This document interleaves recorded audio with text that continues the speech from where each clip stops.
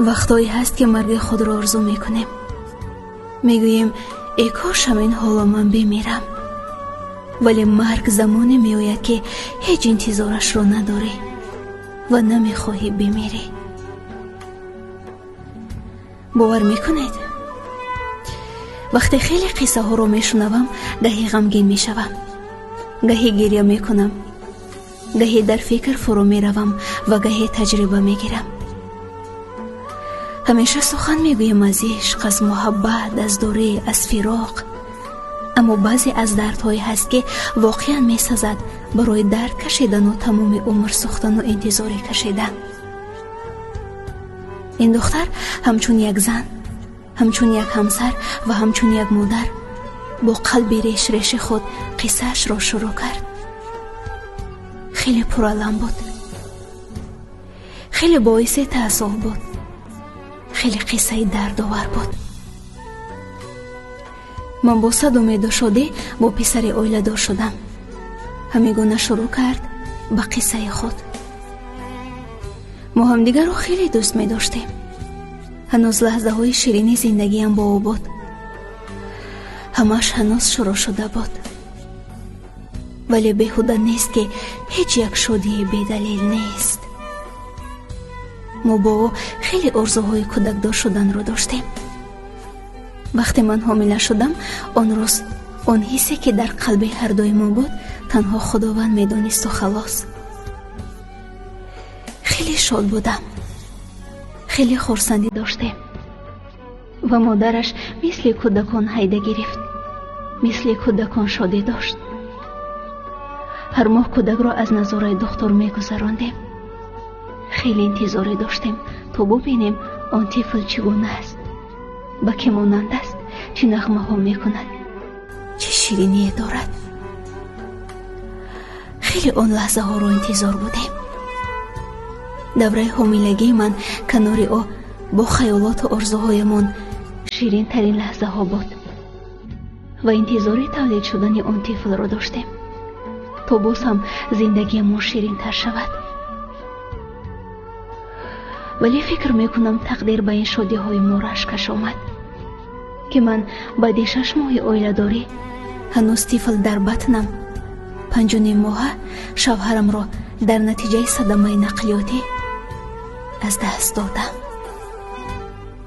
او وقتی به صدمه دچار شد 12 روز در کما بود. همیشه مرا میپرسید، همیشه یک سخن داشت: همسرم حامله است. یعنی در اون دم فکر من و کودکم رو میکرد. اون وقتها سخت‌ترین لحظه های زندگی من بودن، سخت‌ترین و پردردترین وقتهای حیاتم بودن. از خداوند فقط یک چیز رو میخواستم: خدا جان بگذار هر گناهی که باشد، اگر یک عمرم معیوب هم شود بگذار زنده ماند. من راضیم به این میگفتم. بگذار حداقل کنارم باشد تا حداقل چهره فرزندش رو ببیند. زیرا خیلی انتظار بود این لحظه را. وقتی او را از یک بیمارخانه به دیگر بیمارخانه بردن و دکتران به مادرش گفته است که همسر مرا در این حال نبیند چون او حامله است، نباید در این حال مرا دیده بترسد، مرا نبیند گفته است. ولی خیلی میخواستم کنارش باشم. خیلی لحظه های وزین را پشت سر میکرد. کارم شب و روز دعا کردم بود. ولی افسوس که تقدیر به ما رحم نکرد و او را از ما گرفت. حداقل نگذار چهره فرزند را ببیند. و فرزند من هنوز به دنیا نآمده، یتیم ماند. آن روز پیش از مرگش با او صحبت کردم. خیلی گریه کرد. دل و وجودم لرزید. خیلی سخت بود دیدن این منظره. نفس کشیش اون لحظه خیلی سخت شد که حتی دکتران حیران شدند. بعد از مرگ او من خیلی درد کشیدم، خیلی رنج کشیدم، خیلی شکستم. به او سختی های زیاد دیدم. хушбахтиамро бо худ бурд.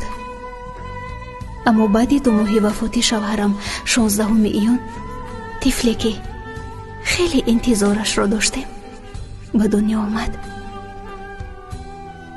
ва ӯро ном гузоштем Меҳриман. кимсол Меҳримани ширини хонадон 1 сола мешавад. ин тифл тамоми зиндагиам гашт.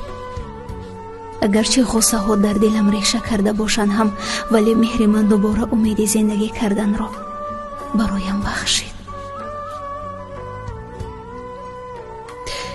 шавҳарам ҳамеша дар хобам медарояд ва мегӯяд: ман шуморо тарк накардам, ман ҳамеша бо шумоям. намедонам чӣ гуна ин ҳамаро фаромӯш кунам.